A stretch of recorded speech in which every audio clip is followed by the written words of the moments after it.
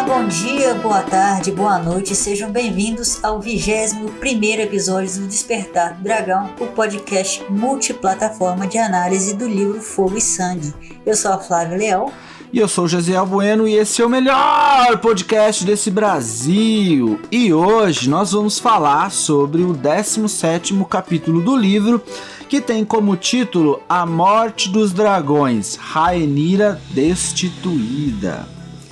Mas antes de a gente começar, eu quero lembrar que vocês podem entrar em contato com a gente pelo nosso e-mail, contato@despertadodragão.com.br ou pelo nosso site, despertadodragão.com.br, através dos comentários ou do formulário, e também pelas nossas redes, Twitter, que é o @despertardragão, Instagram e Facebook, que são Despertar do Dragão. E se vocês quiserem ou tiverem mais facilidade, vocês podem ouvir a gente pelo YouTube, pelo Spotify ou pelo Deezer, porque a gente é multiplataforma. É só digitar Despertar do Dragão também. Vamos lá então? Josiel Bueno, a sinopse, por favor. A dança dos dragões continua. Em Tumbleton, os ouriços decidem eliminar os dois traidores, Wolf Branco e Hugh Martelo. Mas antes que pusessem seu plano em prática, Adan Velaryon aparece com fumaresia para derrotar o exército inimigo. Na luta, Vermithor, Tessarion e o próprio Fumaresia perecem, mas Asa Prata sobrevive. Sem muitos recursos, Rhaenyra Targaryen consegue chegar até Val d'Ocaso, onde consegue abrigo por algum tempo, mas é obrigada a vender a coroa para comprar passagens de navio. Recusando toda a ajuda que foi oferecida, ela decide voltar à Pedra do Dragão, onde então finalmente reencontra seu meio-irmão, o rei Aegon II. Pois é, que capítulo tenso que foi esse, né? Já estava claro, cristalino, que o reinado da Rhaenyra não ia durar. A situação dela, né, nunca foi estável, desde que ela tomou o Porto Real e o Trono de Ferro, e só foi piorar com a traição do Wolf Branco e do Hugh Martelo. E depois a Rhaenyra ainda fez questão de piorar a coisa ainda mais quando mandou matar a Nettos e prender o Adan Velaryon, as sementes que ainda restavam do lado dela. Exatamente, que capítulo! Pois é, e o pior nem foi que a Rhaenyra perdeu 2 dragões e seus cavaleiros, mas ela perdeu também a mão da rainha, o Serpente Marinha, porque ele foi mandado para as masmorras depois de ter sido acusado de avisar o herdeiro dele, o Adan Velaryon, que os homens da rainha estavam indo prender o garoto. Pois é, e perdendo a mão, a Rhaenyra também ficou sem metade do exército dela, que era composta de casas juramentadas da Casa Velaryon, que a gente sabe que era muito poderosa e que sempre foi a principal aliada dos pretos. Ficou sem a frota, né? Que era composta da frota dos Velaryon. Exatamente, e não foi só isso. Foi nessa época também que a Elaena Targaryen, a irmã, esposa, rainha e mãe dos filhos do rei Aegon II, resolveu se jogar da janela do quarto dela, na fortaleza de Maegor.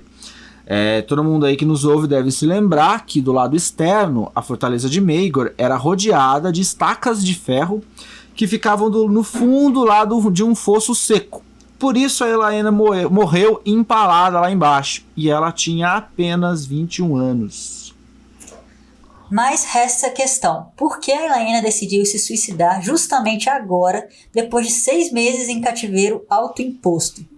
E surgiram várias teorias a respeito, né, mas a que merece maior crédito é a que diz que ela não se jogou coisa nenhuma, mas que ela foi assassinada, jogada lá de cima pelo Sol Luthor Largent, o capitão da guarda da cidade, a mando da Rhaenyra.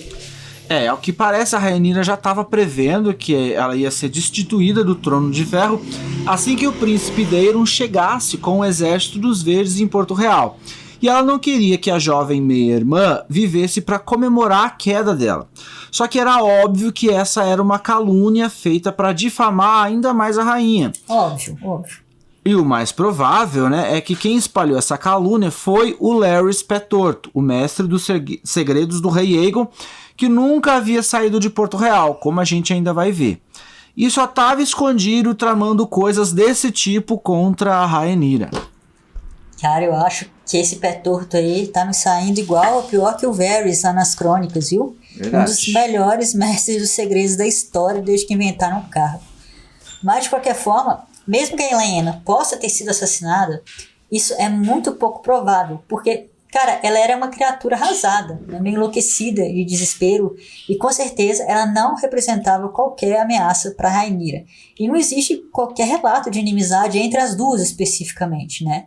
E é verdade, porque dentre todas as fontes de informação que o George Martin criou, né, todos os cronistas dele, o Mace Gidawin, que é quem narra a história, o Septão Eustace, o Cogumelo, o Mace Moncun, nenhum deles nunca relatou uma palavra de raiva ou ódio entre a Rhaenyra e a Elaena. E se a Rhaenyra tivesse que matar alguém, como o livro aponta, né, muito bem, faria muito mais sentido que ela tivesse matado a Alicent, né? Essa sim é inimiga declarada dela. Não, o que até me surpreendeu de ela não ter movido alguma mão contra a Alicent, né? Ela deixou até meio que indiferente, eu até me surpreendi um pouco com isso. Pois é. Mas, né, a verdade é que não importou muito se a Elaena se suicidou ou se ela foi assassinada. Porque de qualquer jeito, na noite que a notícia da morte dela se espalhou por Porto Real, aconteceu um levante sangrento na cidade. O povo estava ensandecido e uma multidão saiu destruindo e queimando tudo. Centenas de homens morreram e vários outros foram espancados, mulheres foram estupradas e o portão do rio, um dos 7 portões da cidade, foi despedaçado. Era um caos generalizado. A mansão do Lord Bartimus Celtigar, o mestre da moeda, que todo mundo detestava, também foi invadida e ele foi capturado, torturado e o piu-piu dele foi cortado também. Lembrando que a Flávia é a que escreve os roteiros e escolhe os termos. Então, piu-piu é um termo dela. Você não irá encontrar isso em Fogo e Sangue. E aí, depois que cortaram o piu-piu dele, ele foi morto. Pois é.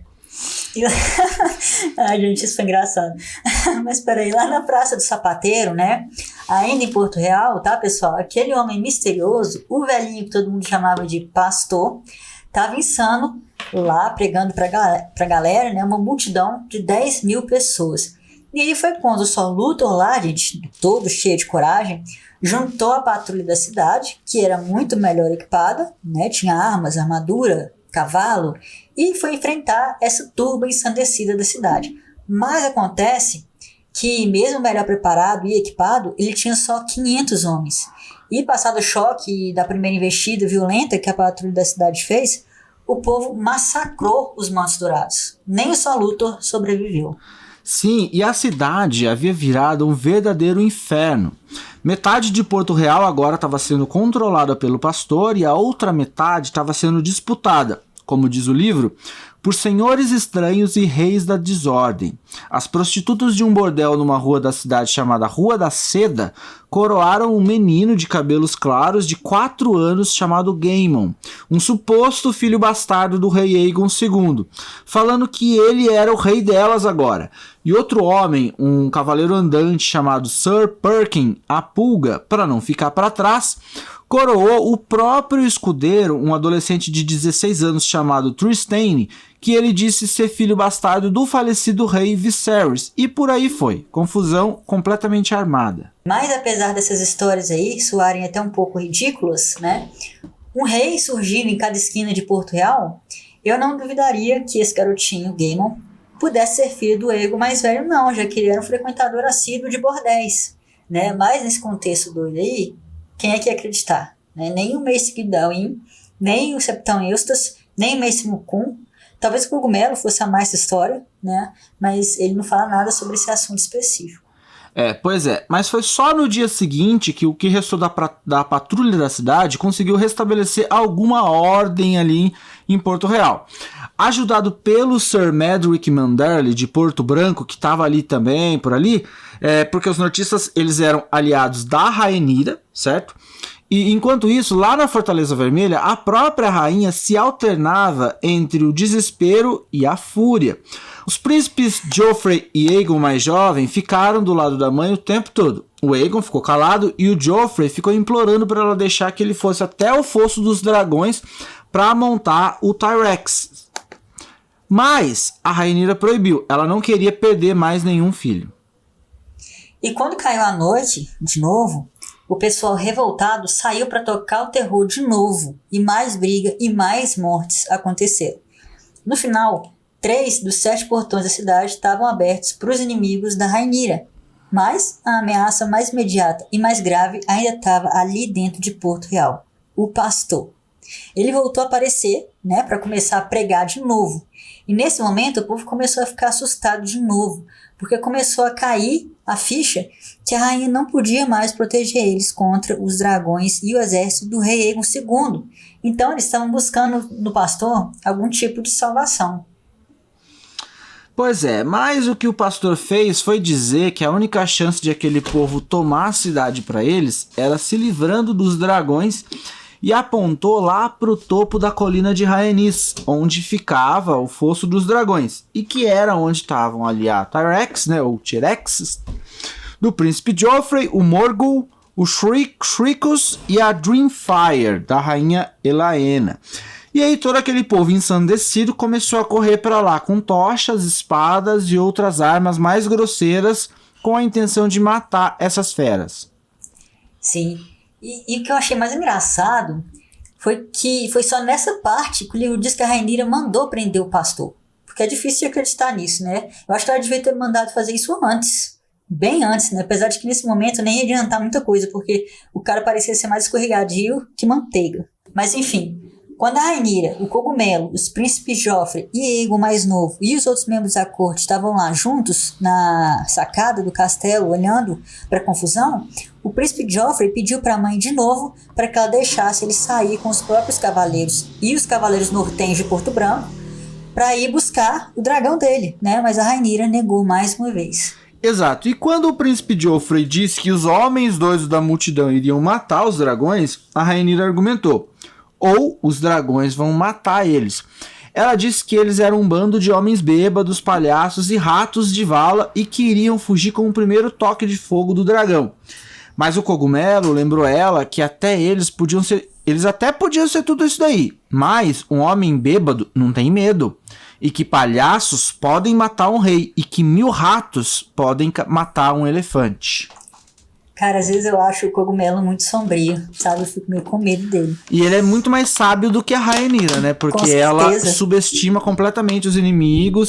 Ela poderia ter pego a dragão e ido lá libertar os outros dragões, né? Até porque, enquanto a multidão estava se formando para ir para a colina de Rhaenys, ela podia muito bem ter montado na dragoa dela e ido lá. Mas... Exatamente. Mas ela subestimou. Foi, pois é. Mas tem uma coisa que o Cogumelo fala que eu acho muito legal. Ele fala que os bobos podem falar a verdade, o que é muito certo, né? E tem muito a ver com o fato de que mesmo falando a mais pura verdade, ninguém acredita neles mesmos, né? Porque eles são bobos. Então eles não correm nenhum perigo. E o George Martin tem uma coisa, né, com esses bobos dele. Porque lá nas Crônicas de Gelo e Fogo também tem um que eu tenho medo, que é o cara malhada, né? Do Stannis. E eu espero sinceramente que o Cogumelo apareça em House of the Dragon, apesar de que ele nem seria tão essencial, né, para o desenvolvimento da história, mas acho que eu queria que ele aparecesse. Mas eu acho que é capaz de ele aparecer por causa do fanservice, e porque é um personagem muito carismático, né? Então acho que vai aparecer sim. Tomara.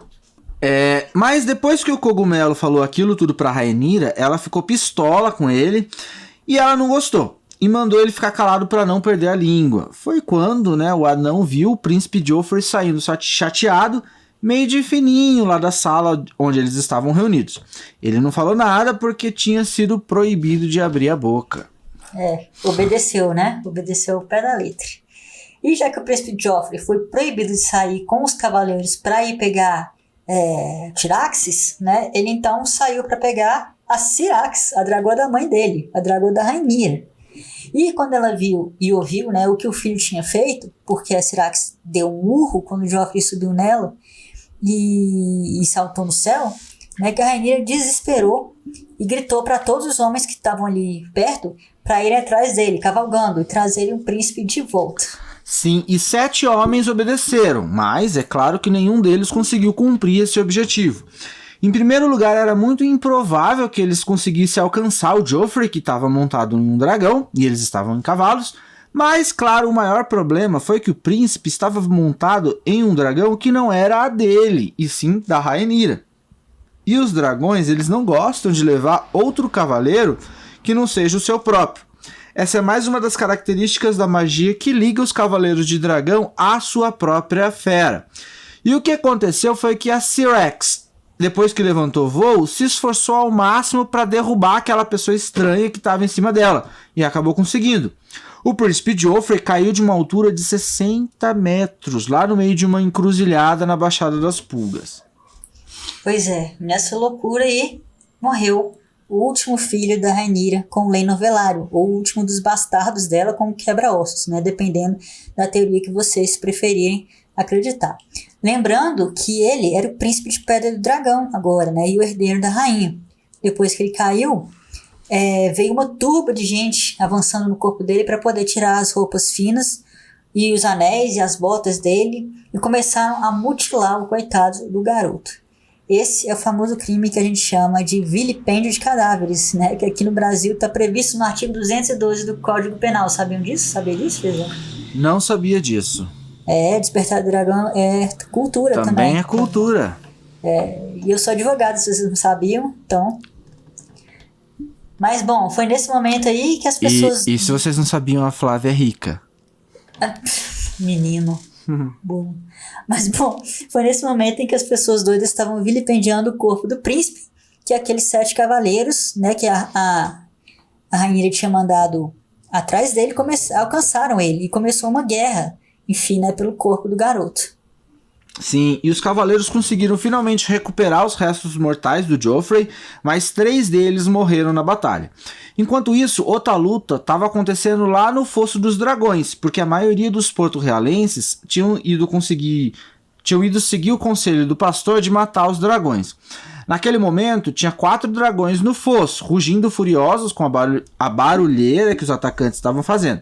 Mas o grande problema é que os 4 estavam limitados, porque o fosso, apesar de imenso, tinha 4 paredes e uma redoma, e ainda por cima, os dragões estavam presos com correntes. Eu ainda preciso entender o porquê essa arquitetura do Fosso dos Dragões. Não me entra na cabeça.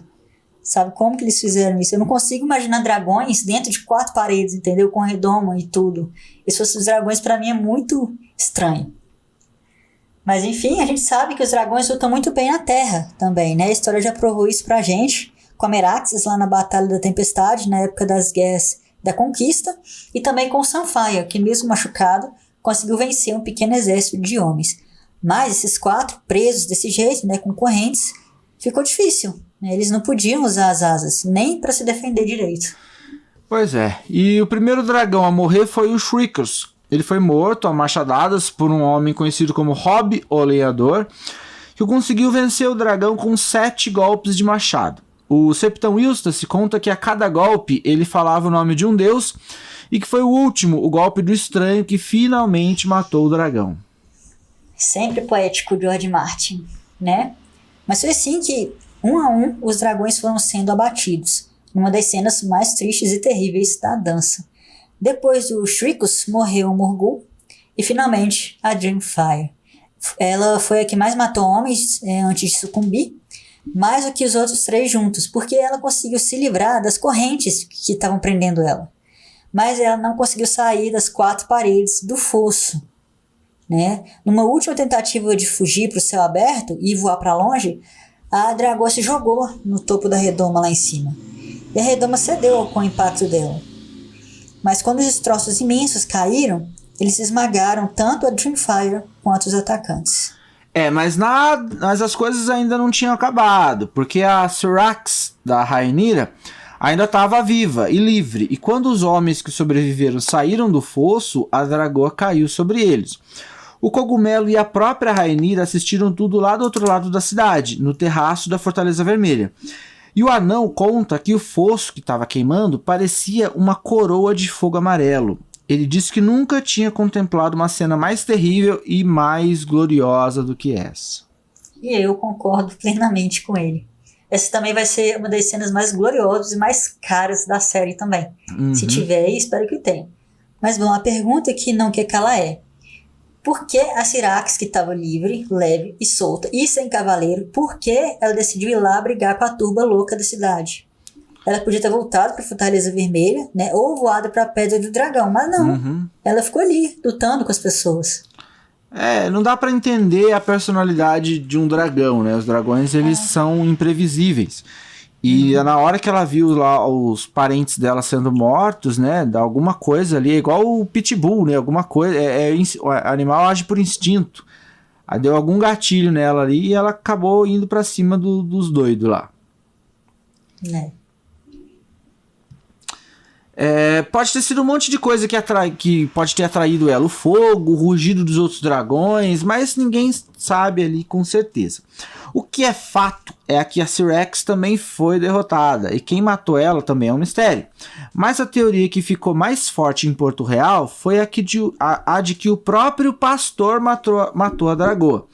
A história que se conta foi a de que o pastor invocou o próprio guerreiro, uma das faces do deus de 7 faces, e que o guerreiro se materializou com 10 metros de altura e decepou a cabeça da Syrax.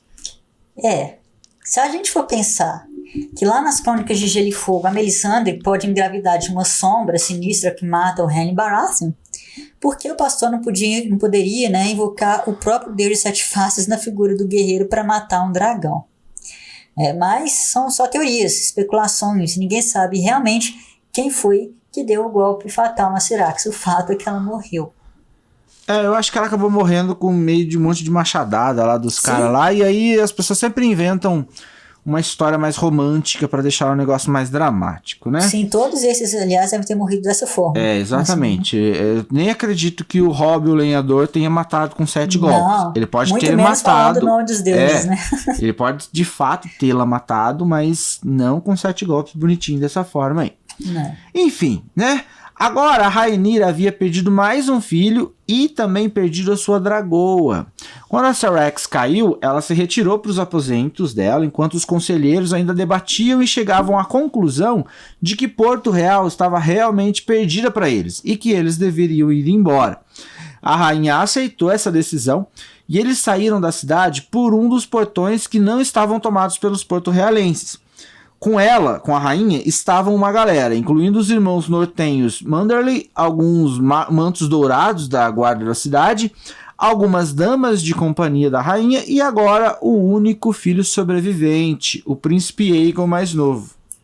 Sim, pois é, mas algumas pessoas ficaram para trás para defender o castelo, que apesar de tudo ainda era da Rhaenyra. Entre essas pessoas estavam o próprio Cogumelo, não sei porque o Cogumelo ficou para trás. Um homem chamado Garth, o Leporino, que tinha ficado como responsável direto pela proteção da Fortaleza Vermelha. E a Verme Branco, a Mysaria, outra que eu também não sei porque ficou para trás. Né? Mas enfim, só que o Leporino não estava nem aí para a missão dele, né, de proteger o castelo. E quando os inimigos chegaram no portão da Fortaleza Vermelha, exigindo que deixassem eles entrarem, ele simplesmente baixou os estandartes e abriu os portões, achando que seria poupado. Achou errado, porque ele não foi poupado. Logo que os porto-realenses entraram na Fortaleza Vermelha, eles decapitaram o Leporino e capturaram a Verme Branco, obrigando ela a andar pelada desde o castelo até o Portão dos Deuses, enquanto eles açoitavam ela. E eles disseram que se ela conseguisse chegar ao portão sem morrer, eles poupariam a vida dela. Mas ela só conseguiu fazer metade do caminho antes de cair morta. Sim, essa cena lembra muito aquela cena da Cersei, né, em Game of Thrones, agravada, né, porque a Cersei não levou chicotadas. Ela só andou do septo de Baelor até a Fortaleza Vermelha pelada e o povo gritava, né, shame, shame. Mas voltando ali na questão de Porto Real, o líder dos revoltosos, que chamava Perkin a Pulga, acabou poupando os outros, né, o resto do pessoal que estava lá. E ele soltou também todos que estavam nas masmorras presos, incluindo o Mace Oloy, o Serpente Marinha, a Rainha Alicent e, por incrível que pareça, o Sir Tyrion Lannister, o antigo mestre da moeda do rei Aegon. Lembram deles? Que ainda estava vivo, embora todo mutilado. E quem apareceu também, saído de um esconderijo que nunca ninguém descobriu e todo maculado, foi quem? O Lord Larys Strong, o pé torto, mestre dos segredos do rei Aegon e senhor de Harrenhal. E ele foi recebido com afeição pelo Perkin a Pulga. Pois é, mas vocês acham que com a saída da Rhaenyra a cidade ficou em paz? Bom, não. A situação era a seguinte: Porto Real agora tinha 3 reis, aqueles que a gente comentou antes, o próprio pastor, o Gaemon ou o rei Xota, aquele menino de 4 anos que as prostitutas coroaram, e o Trystane, que era aquele menino de 16 anos que dizia ser filho bastardo do rei Viserys I e que havia sido coroado pelo Perkin a Pulga. Esse último, o Trystane, foi aquele que invadiu a Fortaleza Vermelha com a Pulga e foi se sentar no trono de ferro. Sim, ele era o testa de ferro do Perkin a Pulga, né? Uma marionete total. E esse é o mais puro exemplo do que a gente chama de uma situação de anarquia, né, pessoal? Que jamais e em tempo algum deu certo, nem jamais em tempo algum dará certo, porque anarquia significa caos, e o caos apaga as palavras segurança e tranquilidade do nosso vocabulário. Era o que estava acontecendo agora em Porto Real. E isso durou um mês, numa época que ficou conhecida como a Lua dos Três Reis, ou a Lua da Loucura. O nosso próprio cronista, o Maestro Moncun, no livro dele, A História Verdadeira, diz que, nesse período, logo depois da fuga da Rhaenyra, que nenhuma casa, nem a virtude de qualquer donzela era segura. Mas apesar disso, o pastor nunca se declarou rei. Ele entra nessa contagem porque é inegável que ele tinha uma forte influência sobre dezenas de milhares de pessoas. E a pergunta que fica é a seguinte: agora que os 5 dragões estavam mortos e a Rhaenyra longe, o que o pastor tinha para fazer? Bom, ele agora se voltou contra os ricos e os nobres. Ele começou a pregar que somente os pobres e os humildes veriam os salões dos deuses. Senhores e cavaleiros e homens ricos seriam lançados ao inferno por causa do seu orgulho e da sua cobiça. Tá vendo, Gisele? Você fica falando que eu sou rica, estão lançando uma maldição em mim, olha. Exatamente. Eu sou do grupo do pastor e você é dos nobres. Você tá mandando pros 7 infernos. Sorte sua que você não tem piu-piu, senão você seria mutilada também. Tá certo. Bom, e com isso, né, a multidão que eu via, o pastor, começou a diminuir noite após noite, obviamente, porque o pastor mandava que todos tirassem as roupas de seda e cetim deles e se cobrissem com mantos grosseiros e tirassem os sapatos para começar a andar descalços. E apesar de alguns terem obedecido, claro que a maioria das pessoas que tinha a sorte de estar acostumado com uma vida pelo menos um pouco melhor, não ia querer abrir mão dela porque o pastor estava mandando. E nem achava que ia para os 7 infernos. Né? E foi assim que esse mês dos 3 reis se passou. Com o pastor pregando sobre pobreza e o Gaemon e o Trystane baixando decretos absurdos, cada um de um lado da cidade. Mas, como a Flávia acabou de dizer, o poder do pastor começou a diminuir a cada noite. E essas pessoas que se afastavam dele acabaram se aproximando da Fortaleza Vermelha, onde o rei Trystane estava. Isso aconteceu porque as pessoas estavam acostumadas com o poder que vinha da Fortaleza Vermelha, e era quase que natural recorrer ao castelo quando eles estavam ali em situações de vulnerabilidade, né? Geralmente com fome e com medo. Claro, é muito difícil que mais de um século de tradição mude assim, né, da noite pro dia. Mas deixando Porto Real um pouco, gente, graças a Deus, porque eu não aguento mais falar desses reis malucos que apareceram, a gente tem que voltar lá para Tumbleton, onde coisas também estavam acontecendo. As notícias sobre Porto Real e também sobre a morte do príncipe Aemon de Caolho finalmente chegaram lá na cidade, e muitos senhores quiseram então nomear o príncipe Daemon como príncipe de Pedra do Dragão, herdeiro do trono de ferro. Mas outros, partindo do princípio de que o rei Aegon II também estava morto, já que ele não era visto desde que a Rhaenyra tinha tomado a Fortaleza Vermelha, queriam coroar ele como rei de uma vez. Exatamente, e muitos senhores mais jovens também estavam ansiosos para avançar contra Porto Real imediatamente. Principalmente o Sir John Roxton, o Sir Roard Corne e o Lord Anwin Peake. Mas o Sir Robert Hightower, que era aquele homem que deveria estar liderando o exército, mas era fraco demais para conseguir realizar a tarefa, ele recomendou cautela. E os 2 traidores se recusaram a participar de qualquer ataque enquanto as exigências deles não fossem cumpridas. Lembrando que o Ulf Branco queria Jardim de Cima e todos os rendimentos das terras do castelo, e o Hugh Martelo queria nada mais, nada menos do que ser rei. Sim, mas essa reivindicação do martelo pela coroa foi questionada, óbvio. O John Hoxton quis saber que direito o cara acreditava ter para se intitular rei, e a resposta do martelo foi clara e direta, e eu até gostei. Ele disse: ora, o mesmo direito do conquistador, um dragão. E o pior é que agora, com a morte da Vagar, o homem agora montava o maior e mais temível dos dragões ainda vivos, o Vermithor, que era 3 vezes maior que a Tessarion do Príncipe Daeron. O Príncipe Daeron, por sua vez, era só um menino, né, e não tinha a personalidade de um líder. Já o Martelo tinha, e ele atraía homens, e eu vou usar a expressão que o livro usa aqui: ele atraía homens como um cadáver atrai moscas. E é interessante notar que essa analogia é tão negativa, né, quanto os homens que ele atraía, que eram homens da pior espécie possível. Sim, e esses homens que ele atraía eram mercenários, cavaleiros, ladrões e outras pessoas que adoravam lutar pela luta em si e viviam para saquear e roubar. Muitos deles ouviram aquela profecia que a gente falou no episódio passado sobre o martelo que ia esmagar um dragão. E aí resolveram interpretar que o tal martelo em questão era ele, o próprio Hugh Martell. Mas os outros senhores que não eram tão ingênuos assim, tomaram essa atitude do traidor como uma arrogância e ficaram ofendidos. Um deles foi o príncipe Daeron, que ficou tão furioso que até jogou vinho na cara do homem. Muito bem, Daeron, muito bem, gostei. E o martelo, né, ele era tão sem noção que chegou a ameaçar o príncipe depois que o garoto jogou o vinho na cara dele, dizendo literalmente assim, abre aspas, meninos deviam ser mais educados enquanto homens conversam. Acho que seu pai não lhe deu surras suficientes. Cuidado para não compensar a falta. Olha que atrevido. Muito.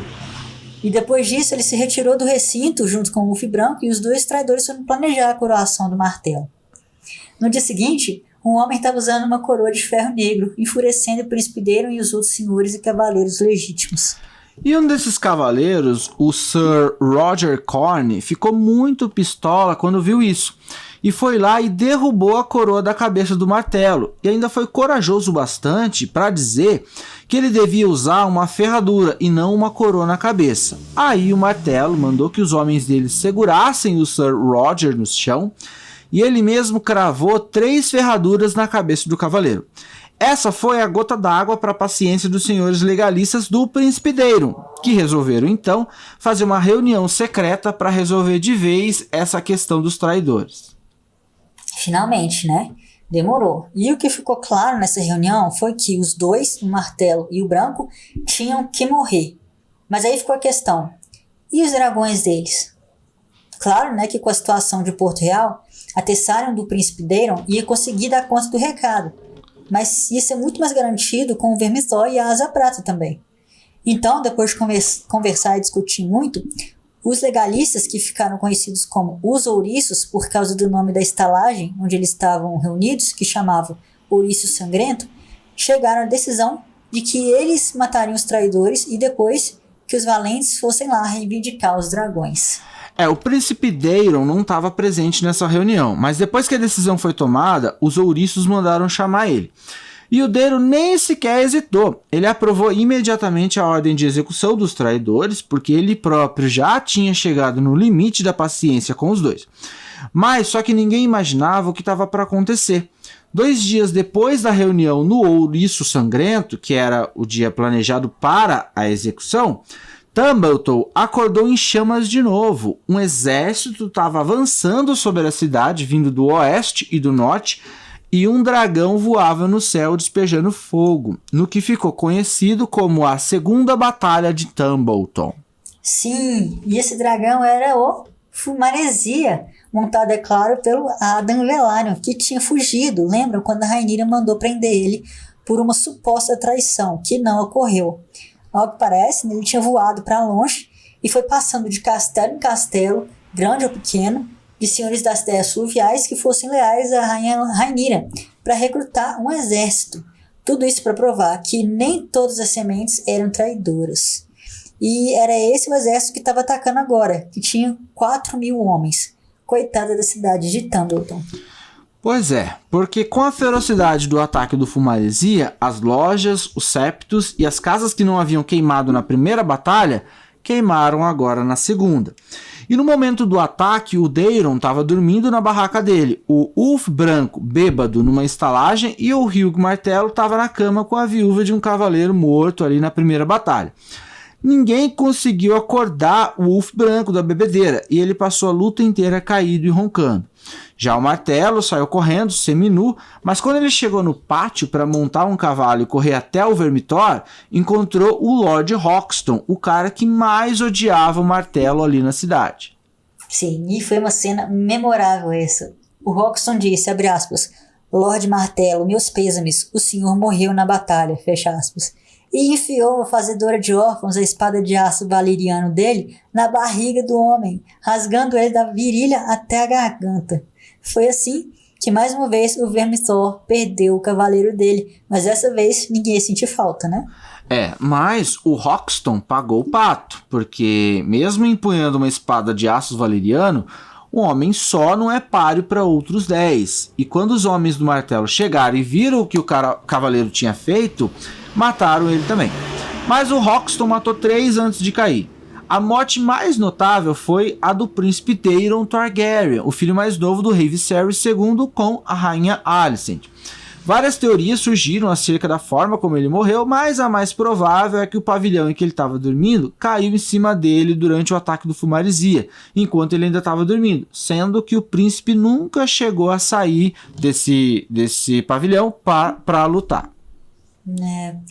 Pois é, a gente conheceu pouco do príncipe Daeron, né, mas parece que ele realmente tinha sido o melhor dos 3 filhos do rei Viserys. Tão corajoso contra o irmão de caolho, né, mas sem a arrogância dele, e com certeza melhor que o irmão mais velho, o rei Aegon II, que era um beberrão incompetente. Então, era essa a situação. 2 dos cavaleiros de dragão estavam mortos, e a cidade estava um caos também. E um bando de cavaleiros doidos foram tentar matar o Vermithor e a Asa Prata, pobres coitados. E foram incinerados sem qualquer chance, porque, diferente dos dragões do fosso lá em Porto Real, os 2 não ficavam presos. Exatamente, mas também tinha a Tessarion, que estava ali mais afastada do Vermithor e da Asa Prata. E foi ela que o Adam Velaryon e o Fumaresia foram enfrentar. O livro tem uma passagem muito bonita, quando diz que a história chama de Dança dos Dragões a luta entre o rei Aegon II e a rainha Rhaenyra, mas que foi em Tumbleton que os dragões realmente dançaram. E isso porque ambos os dragões, né, a Tessarion e o Fumaresia, eram feras jovens e ágeis, e conseguiam atacar e defender com muita eficiência. Então, muitas das pessoas ali que assistiram o voo dos 2 dragões disseram que mais parecia uma dança de acasalamento do que uma batalha de fato. Que coisa linda! Outra cena que eu queria ver muito na série é essa. Mas, de qualquer forma, o que estava acontecendo era realmente uma luta, que só acabou quando o Vermithor apareceu, rugindo e enfurecido e queimando tudo que ele via pela frente. Foi então que o Sr. Adam Velaryon caiu sobre ele, sobre o Vermithor, decidido a acabar com o dragão que tinha servido os inimigos dele, o que foi um erro fatal. O Vermithor era 3 vezes maior que o Fumaresia e o dragão mais poderoso do mundo no momento em que a gente está nessa história. E o ex-dragão de Jaehaerys detonou e acabou com o Fumaresia, arrancando a cabeça dele com os dentes poderosos que ele tinha. E o Adam Velaryon, bastardo leal, também não sobreviveu. Mas o dragão mais poderoso do mundo não era invencível. Ele tinha sido muito ferido e as asas dele estavam destroçadas. Quando ele tentou levantar voo com a cabeça do Fumaresia entre os dentes, ele caiu e morreu. E morreu também a Tessarion, que tinha entrado no meio da luta do Vermithor com o Fumaresia e também foi ferida demais. Ela durou até o pôr do sol. Mas depois, vendo o sofrimento do animal, o Lord Blackwood convocou o melhor arqueiro dele, um homem chamado Billy Burley, que disparou 3 flechas no olho dela. E aí foi o fim da Rainha Azul. Mais e mais dragões morrendo, né? Quem sofre sou eu. Vocês estão vendo porque na época das crônicas não tinha mais nenhum dragão, né? Até nascerem os da Daenerys. Eu acho que a gente tem até que agradecer a Elissa Farman por ter roubado os ovos da rainha naquela época. Senão o Drogon, o Rhaegar e o Viserion poderiam ter nascido e morrido, né? Muito antes. Bom, mas então os verdes perderam feio nessa segunda batalha de Tumbleton. E mesmo que os pretos liderados pelo Adam Velaryon tenham vencido, essa vitória não foi completa, porque agora, sem equipamento de sítio nem dragões, eles não conseguiram tomar a cidade. E só um dragão sobreviveu a essa batalha. E era a asa prata do Ulf Branco. Desde o começo da carnificina, ela ficou voando bem alto, dando voltas ali acima do campo de batalha. Só depois, à noite, que ela voltou a descer. E na manhã seguinte, ela foi vista por cima das muralhas de Tumbleton, comendo o resto dos cadáveres. Só 4 dos 13 ouriços sobreviveram à batalha e eles perceberam, é claro, que ainda restava um traidor, o Ulf Branco, que acordou como o último cavaleiro de dragão, que também tinha o último dragão. Exato. E aí um dos ouriços, o Lord Unwin-Pick, que eu gosto muito desse nome também, o Unwin-Pick, perguntou para o Branco o que ele pretendia fazer agora. E o traidor respondeu, abre aspas, vamos marchar como vocês queriam. Vocês tomam a cidade e eu tomo o trono maldito. Que tal? Fecha aspas. Então, na manhã seguinte, outro ouriço, o Sir Robert Hightower, chamou o Branco para conversar sobre os detalhes do ataque a Porto Real, presenteando o cara, que era um bêbado reconhecido, como a gente já sabe, com 2 barris de vinho, um tinto dornês e um dourado da árvore. Eu não entendo nada de vinhos, tá, galera? Muito menos desses aqui que o George Martin criou. Mas deve ser mais ou menos a mesma coisa, só que com nomes diferentes.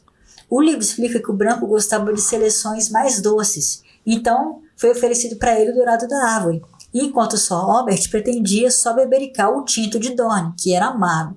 Então pronto, a gente descobriu que o tinto de Dorne é um vinho amargo e o dourado da árvore é um vinho doce.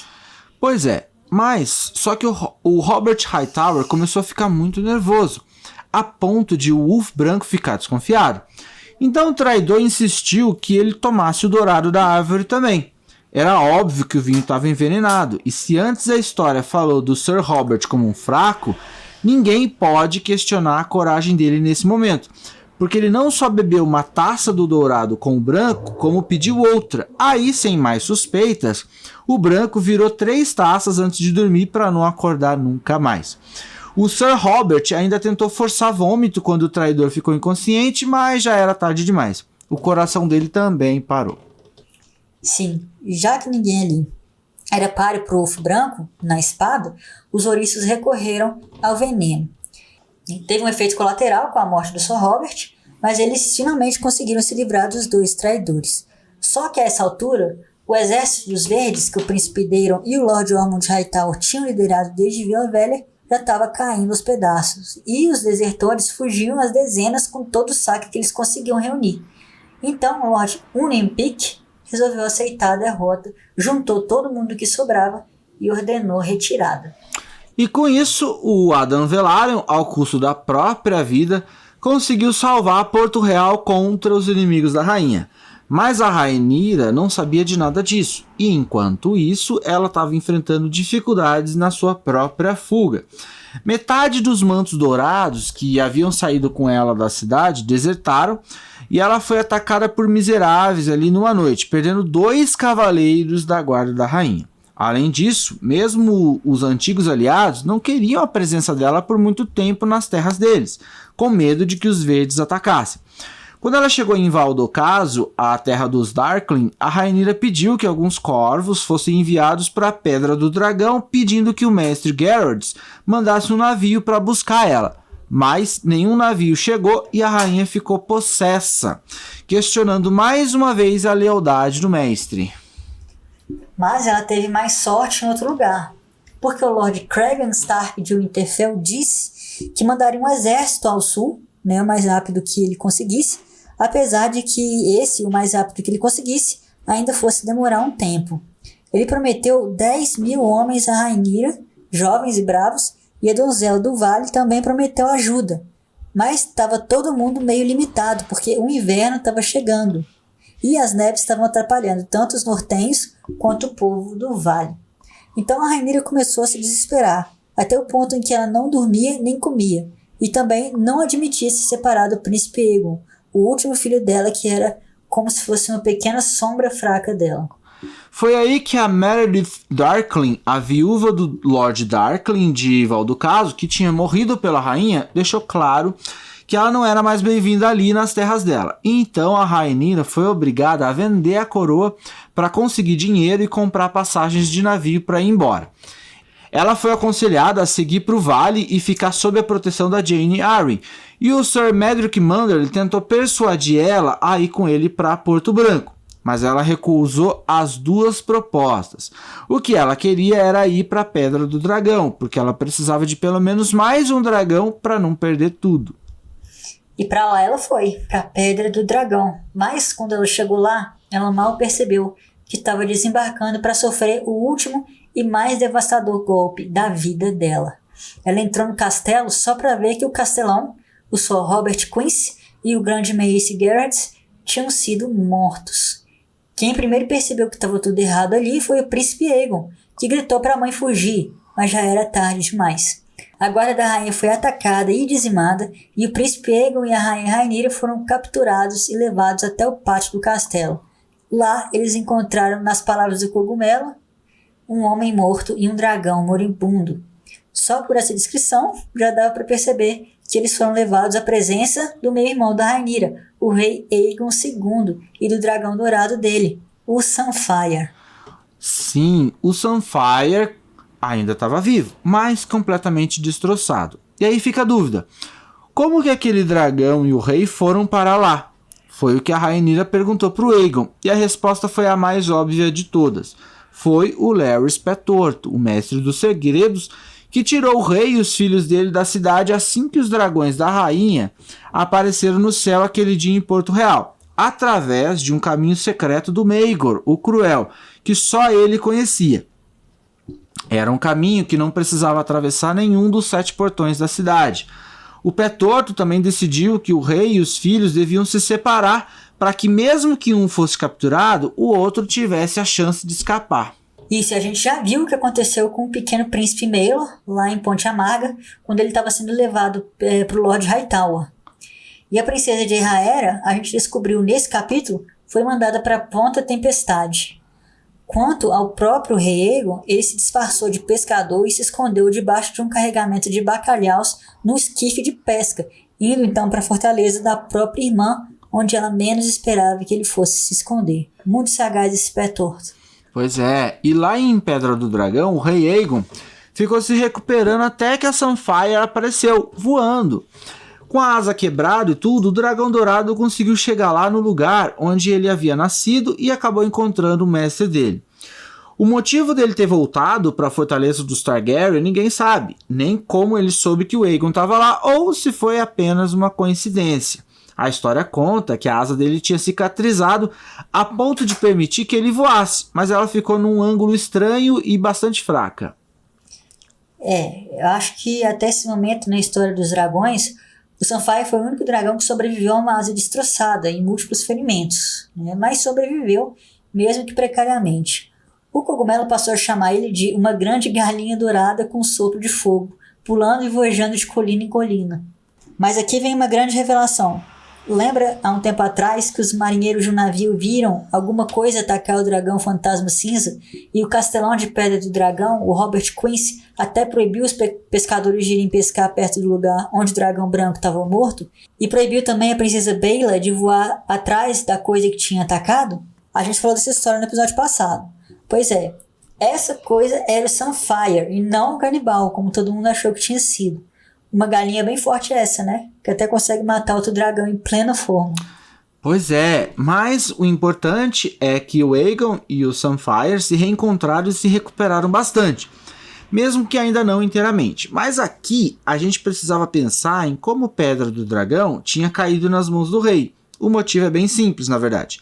Quando a Rhaenyra foi para Porto Real, ela levou os melhores homens que ela tinha e deixou para trás, para defender a fortaleza dela, somente homens velhos e meninos inexperientes, gente ferida, aleijados e pessoas de lealdade duvidosa, já que Pedra do Dragão era praticamente inexpugnável. Além disso, várias pessoas se ressentiam com a Rhaenyra por causa de parentes mortos durante a semeadura e a Batalha da Goela. Por isso, ainda que o Robert Quince, que ela havia nomeado Castelão, ter sido um homem fiel até o último fio de cabelo, ele era um só, e estava gordo e velho. Então foi fácil para o Aegon convencer a guarnição dali a tomar o partido dele. Exatamente, e foi assim que um dia, um homem chamado Alfred Brum, que era um dos que nutria mais ressentimento pela Rhaenyra, facilitou a entrada do Aegon e dos apoiadores dele no castelo. Eles então mataram o Sir Robert Quince e o Mace Geralt. Foi essa cena que a Rhaenyra encontrou quando ela desembarcou em Pedra do Dragão. Mas e a princesa Baela? Ela não estava no castelo? Tava sim. Mas esse foi um dos aspectos do plano do Aegon que deu errado. Quando os homens dele invadiram o quarto da garota para pegar ela, a menina fugiu pela janela e virou a Mulher-Aranha. Desceu pelas paredes até o pátio. Dali ela conseguiu se esgueirar, por caminhos escondidos do castelo até chegar nos estábulos onde o Baila-Lua, o dragão verde dela, estava. E o que aconteceu foi que quando o Aegon chegou montado no Sunfyre, pretendendo fazer a entrada triunfal dele no castelo totalmente dominado, ele encontrou a princesa Baela esperando por ele. Então o Sunfyre e a Baila-Lua lutaram. O Sunfyre era muito maior do que a outra e a Baila-Lua era do tamanho de um cavalo de batalha. Só que o Sunfyre estava variado, então a Baila-Lua levava vantagem na agilidade e na saúde. Mesmo assim, embora o dragão mais novo tenha se saído muito bem, o Sunfyre conseguiu expelir um jorro de fogo dourado nos olhos dela, deixando a Baila-Lua cega, e aí ele venceu. Sim. E vendo que o chão estava se aproximando, porque eles estavam caindo, o rei Aegon pulou da cela do Sunfyre quando eles estavam a 6 metros de altura e quebrou as 2 pernas quando aterrissou. Bem feito. Quebrou antes a bacia e agora quebrou as 2 pernas, ele nunca mais vai se livrar das dores. A princesa Baela ficou no Baila-Lua até o fim e conseguiu soltar as correntes que prendiam ela no dragão. O Alfred Brum chegou a levantar a espada para matar a garota, mas um outro homem do Aegon, o Marston Waters, impediu o golpe e levou a menina para o Mace Geralt, que nesse momento ainda estava vivo. Foi assim que o Aegon conquistou Pedra do Dragão. E lembrem, a Baela sobreviveu. Um tempo depois, a Rhaenyra chegou com o príncipe Aegon mais novo e ela e o meio-irmão tiveram uma conversa rápida no pátio do castelo, em que eles trocaram amabilidades.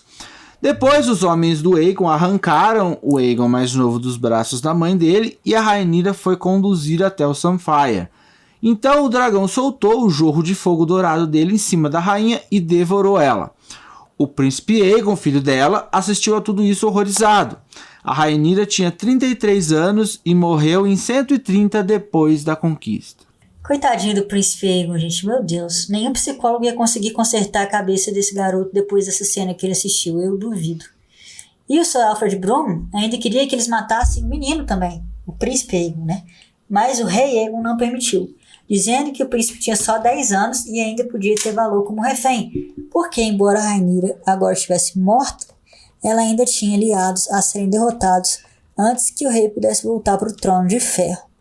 O príncipe então foi preso com correntes nas masmorras e o rei Aegon mandou que os corvos voassem para todos os 7 reinos levando a mensagem de que a Rhaenyra estava morta e que ele estava voltando para reivindicar o lugar dele.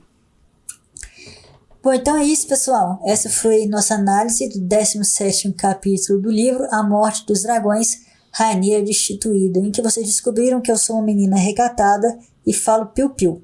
E ela é muito rica também. Meu Deus! Bom, se vocês tiverem alguma dúvida ou pergunta ou quiserem comentar esse episódio, entrem em contato com a gente pelo e-mail, pelo formulário do site ou pelas nossas redes. E não se esqueça de espalhar nossa palavra por aí e recomendar nosso podcast, tá bom, galera? Daqui a 15 dias a gente volta com mais o Despertar do Dragão para vocês. Até lá, Valar Dohaeris. Valar Morghulis.